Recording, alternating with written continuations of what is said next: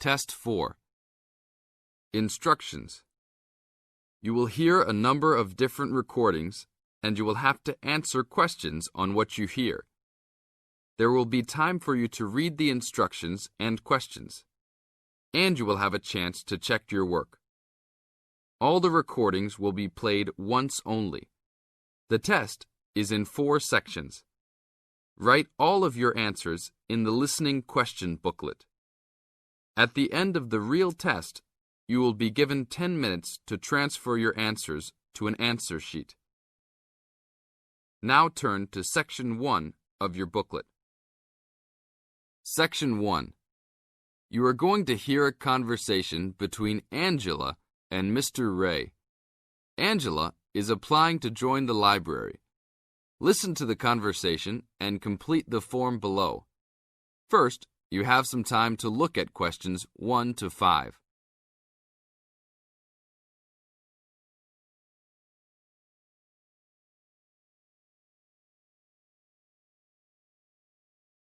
Now we shall begin.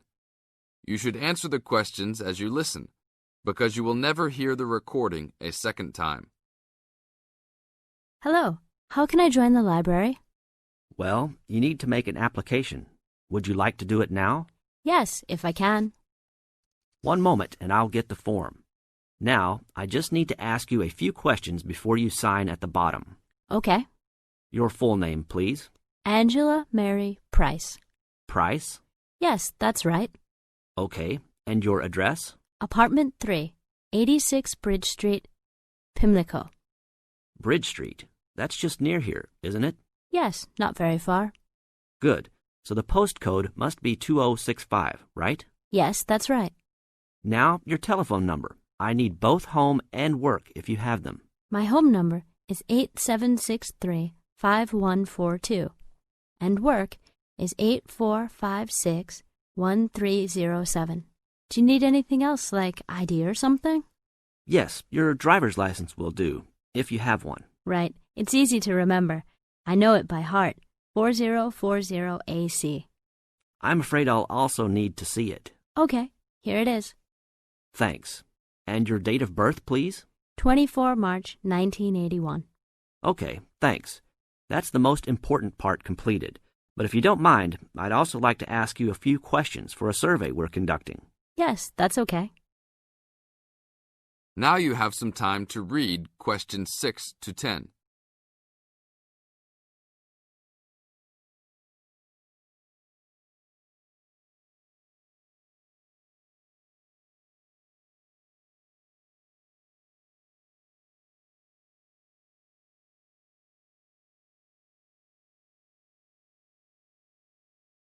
As the conversation continues, answer questions 6 to 10. What kind of books do you like to read? Here's a list to look at. Oh, it varies from time to time, but I always like to relax and learn about other countries I might visit one day. I don't like anything too heavy or serious, unless it's about animals or the environment. I'm not really into sport very much. Anything else? Well, I do like entertaining at home. You know, dinner parties. So I suppose you'll have something for me in that line. The pictures in those books always make me hungry, although they never seem to turn out exactly as they look in the books. Fine. I think that's all I need now, except I need you to sign here on the application form. Oh, and I almost forgot. The membership fee is $20, which is refundable if you no longer stay a member. There you are. Do I sign at the bottom here? Yes, that's right. You can borrow books now if you wish, although your membership card won't be ready until next week. So if you want to borrow today, you can pick up your card when you return your first books. That's if you want to take some now. I think I will, but I'll have a look around first. Okay, take your time. This is the end of Section 1. You now have half a minute to check your answers.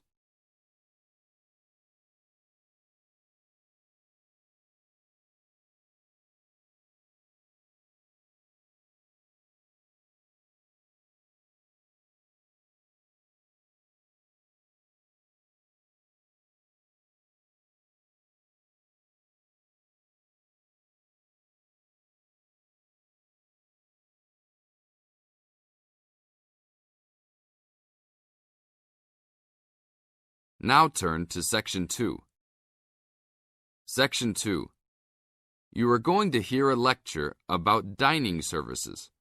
First, you have some time to look at questions 11 to 14.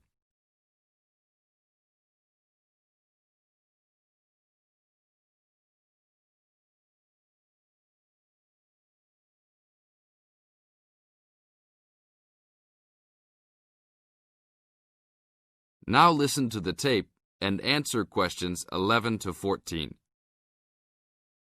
Welcome to the Dining Commons. This is the newest facility on campus, and I'm proud to say, also one of the best. I know that all university students miss eating home-cooked food. Well, this year, we are hoping to provide students with food and services that will make you feel at home, even without your family. The administration has been listening to the voice of the students. Students gave us frequent suggestions last year as to how we could improve the university. One of the most frequent suggestions was improving the dining options. We have been working hard all summer to come up with ideas that will make student life in the dormitories more pleasant. One of the new options we are offering in the dining facilities is variety in student meals. Last year, there was a set menu for every dinner, so if students didn't like the food, there was no choice. Students had to eat whatever was served. But this new dining facility has 3 completely unique areas, each with a different theme. At every meal, there will be 3 options for students to choose from.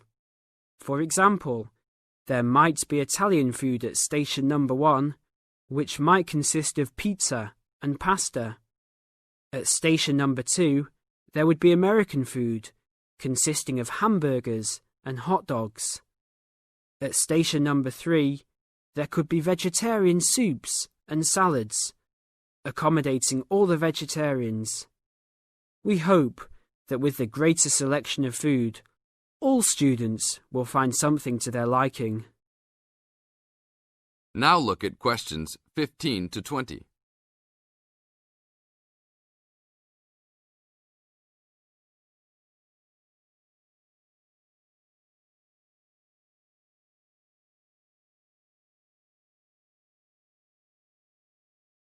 Now listen to the tape and answer questions 15 to 20.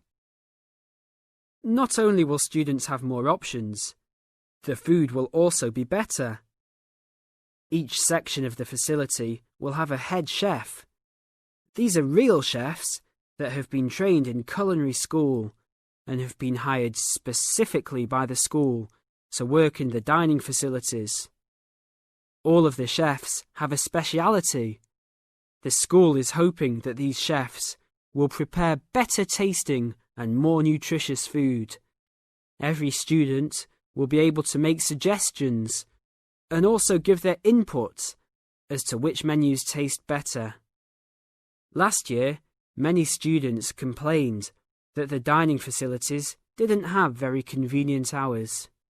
This year, we hope to change that. We will open for breakfast at 6 a.m. to accommodate all the early risers. In the evenings, we will open until midnight for all the students that like to go for a late-night snack. The afternoons will still remain closed, but we will have a student store open that will provide all students with drinks and fruit. The student store will be open every day from 2 p.m. to 5 p.m. Every student that has paid full tuition and dormitory fees has already paid for their dining facility fees. Students can eat at any time and in any amount for free. If you are a student that does not live in a dormitory, you can still purchase a dining facility card. This card will entitle you to the full services of the dining facility. This card is available only for students and is not open to the general public. If you are not a student and wish to dine here, you must purchase meals at the door. There are a few rules to follow. Even though we do not limit the amount of food that can be taken, we do not want students to waste food. Please do not take more than you can eat. Also, every student must clean his or her own trays and plates. We will provide plates and trays for student use, but please do not abuse these items. Please do not leave your plates on the tables. Your parents are not here to clean up after you anymore, so I hope all students will be responsible. Thank you for your attention and enjoy the upcoming year. This is the end of Section 2. You now have half a minute to check your answers.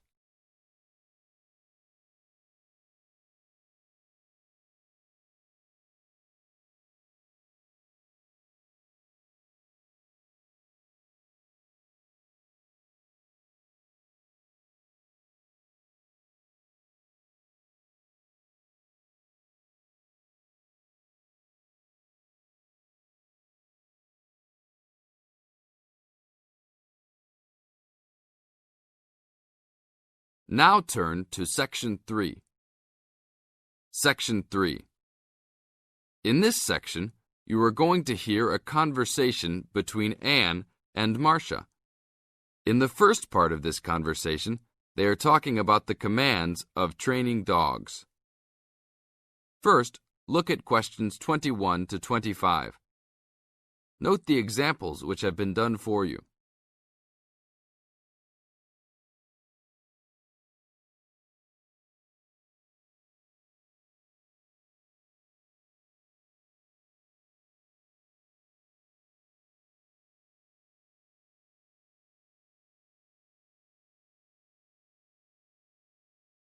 Now listen to the first part of the conversation and answer questions 21 to 25.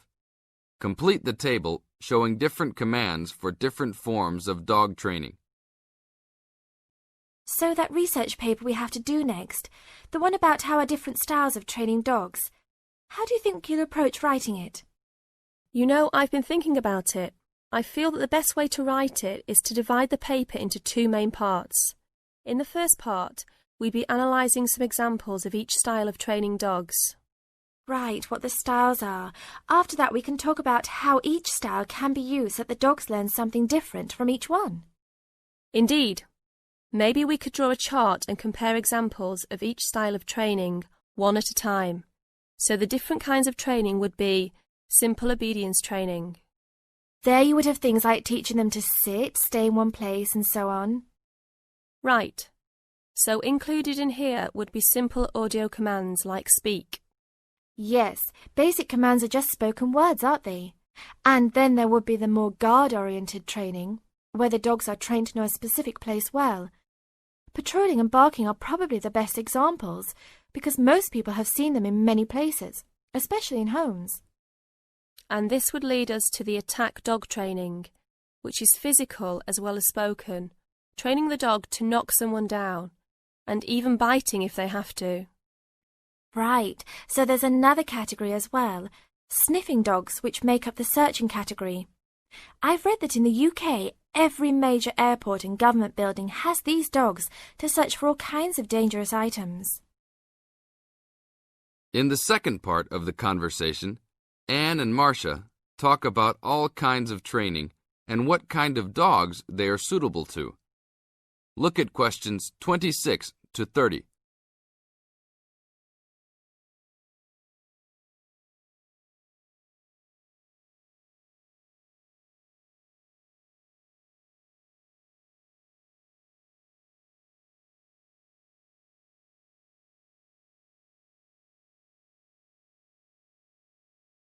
As you listen to the conversation, match A, B, C with the following forms of dog training.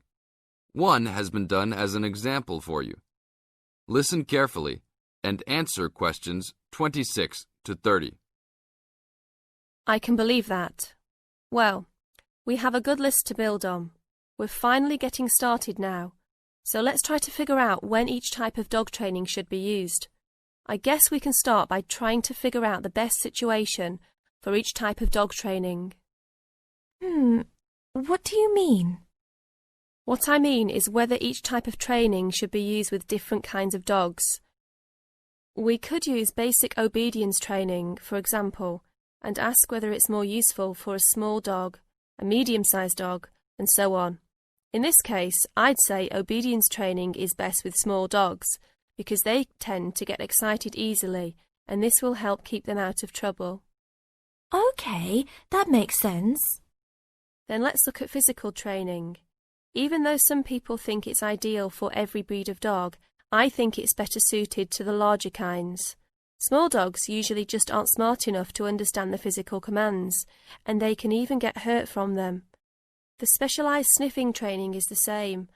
I think they're better with the more intelligent breeds of dogs, and they're hardly ever useful with really small dogs. Attack training, however, can be useful for every kind of large dog, as long as the dog is treated well and given a lot of care and attention. All right, and what about guard training? Barking is an ideal way for small dogs to guard a home. I know they aren't big enough to stop a person, but making some noise is often all a dog needs to do. Other kinds of guard training like biting, though, are different. I'd always plan to teach those to a smart dog, give them a chance to use their brains and defend their homes. I'd have to agree. Trainers often just teach large dogs to bark at a person when they think something isn't right. But if they know how to use physical skills in a bad situation, they could save their owner's life someday. Yes, I suppose that different people would have different needs for their pets. Right, and different trainers would recommend different methods for different breeds.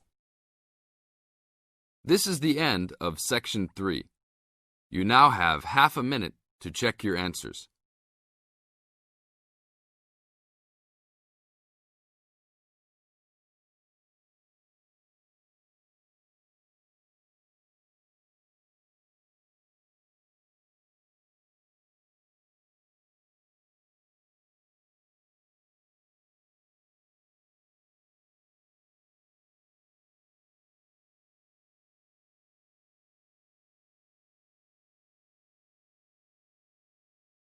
Now turn to Section 4.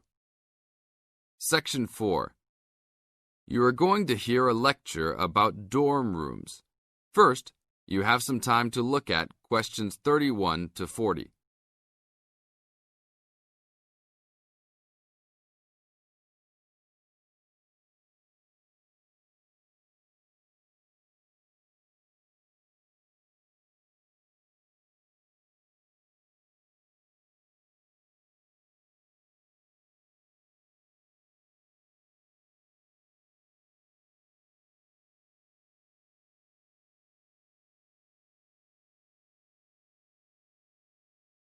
Now listen to the tape and answer questions 31 to 40.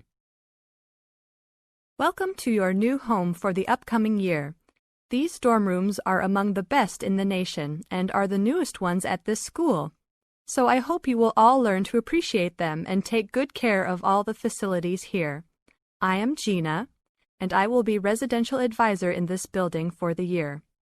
Today I am going to tell you about some of the programs and facilities that are available to you. I will also be telling you the rules that everyone is expected to abide by. I will be asking you to give me your full attention for the next few minutes. I will first tell you about the facilities that are available to you. The dining facility is located on the first floor of the building. It is open 7 days a week from 7 a.m. to midnight. All the food offered to students is freshly made every day, and my own opinion is that the food is actually quite good. Feel free to come and grab a banana for breakfast or sit down with a group of friends for dinner. Although your meals are served buffet style, please do not waste food. All students are expected to clean their own tables after meals. In the basement of this building, there is a gym and recreational hall. The gym has workout equipment such as treadmills and weight sets. In the recreational hall, there are ping-pong tables and a pool table for student use. You must sign in when using this equipment, and you will be held responsible for any damages or losses. The gym and recreational hall are open daily from 10 a.m. to 10 p.m. There is a kitchen located on the second floor of this building. Your dorm key will open this door. Inside there is a refrigerator, a microwave, an oven, and a stove. This room is open 24 hours a day, 7 days a week.